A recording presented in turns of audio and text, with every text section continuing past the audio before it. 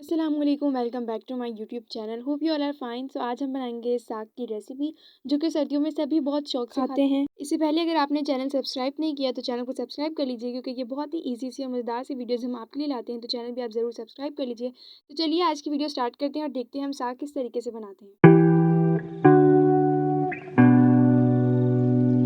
बिस्मिल्लाहिर्रहमानिर्रहीम। यहाँ पे सबसे पहले हमने 3 किलो ले लिया है साग।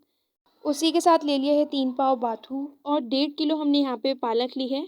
अब हम इन तीनों को अलग अलग करके काट लेंगे। तो यहाँ पर इन तीनों चीज़ों को हमने काट लिया है। सरसों को जो है वो हमने साफ़ पानी से 3 से 4 बार अच्छे तरीके से धो लिया है। अब हम इसे पकने के लिए चढ़ा देंगे। तो हमने यहाँ पे साग को एक बड़े पतीले में डाल लिया है। साग में हम यहाँ पे 2 गिलास पानी ऐड करेंगे। 2 गिलास पानी काफ़ी होगा, क्योंकि साग जो है वो अपना खुद का भी पानी छोड़ता है। तो यहाँ पे 2 गिलास पानी काफ़ी होगा। पानी ऐड करने के बाद हम इसे पकाएंगे जब तक इस पे बॉयल नहीं आ जाता। हम उतनी देर तक इसे पकाएंगे और इस पे बॉयल आने तक का वेट करेंगे। तो यहाँ पे हमारे साग को जो है बॉयल आ चुका है। अब हम यहाँ पे हमारे पास जो है वो पालक है, जिसको हमने अच्छे तरीके से धो लिया था 3 से 4 बार। इसे भी हमने अच्छे तरीके से धो लेना है। ये पालक अब हम अपने साग में ऐड करेंगे। सारी पालक को हम अपने साग में ऐड करेंगे। पालक भी थोड़ी देर पकने के बाद नीचे बैठ जाएगी। एंड देन हम यहाँ पे अपना बथुआ ऐड करेंगे।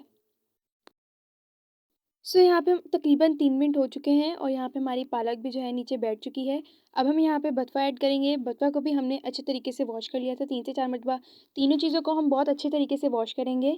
उसके बाद हम यहाँ पे ऐड करेंगे। सो यहाँ पे अब हम अपने बथुआ ऐड करेंगे। बथुआ ऐड करने के बाद अब हम 20 मिनट तक इसे पकाएंगे।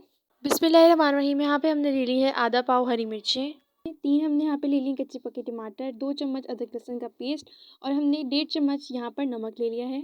टमाटरों को हम थोड़ा मोटा मोटा करके काट लेंगे इस तरीके से, और इसी तरह हरी मिर्चों को भी हम काट लेंगे मोटा मोटा करके।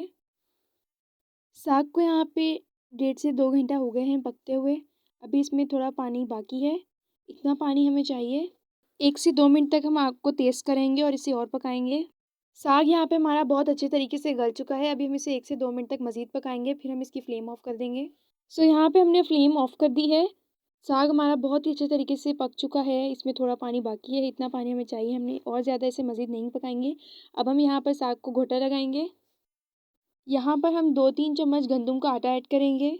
अच्छे तरीके से हम साग को घोटेंगे। इस दौरान आपको अगर नमक मिर्ची कम लग रही हो या आपको स्पाइसेस थोड़े ऐड करने हों, आप ज़्यादा स्पाइसी खाना चाहते हो, तो आप यहाँ पे ऐड कर सकते हैं। यहाँ बघार लगाते वक्त आप यहाँ पे नमक वगैरह ऐड कर सकते हैं अगर आपको कम लग रहा हो। सो यहाँ पे देखिए हमारा साग बहुत अच्छे तरीके से जो है वो घुट चुका है।